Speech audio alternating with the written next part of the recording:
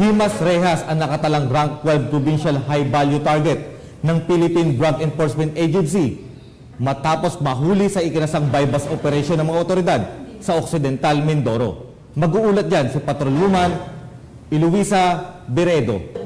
Mas na ngayon ng Rehas ang Philippine Drug Enforcement Agency rank number 12 provincial target listed personality at high value target matapos madakip ang kinasang bypass operation ng mga operatiba sa barangay San Isidro, San Jose, Occidental Mindoro noong ika-29 ng Mayo taong kasalukuyan. Isinagawang operasyon ng mga tauhan ng Philippine Drug Enforcement Agency Occidental Mindoro, katuwang ang Provincial Drug Enforcement Unit Occidental Mindoro at Municipal Drug Enforcement Unit ng San Jose Municipal Police Station na nagresulta sa pagkakaaresto ng sospek na kinilalang si alias Lex, 21 anyos at residente ng Barangay Kaminawit, San Jose Occidental Mindoro.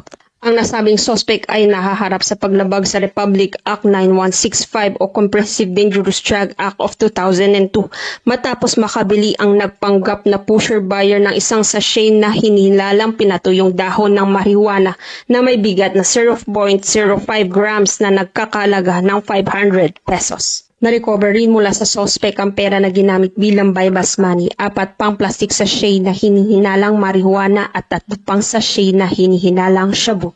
Ang mga ebidensya ay minarkahan sa harap ng mga saksi bago dalhin sa Occidental Mindoro Provincial Forensic Unit para sumailalim sa eksaminasyon.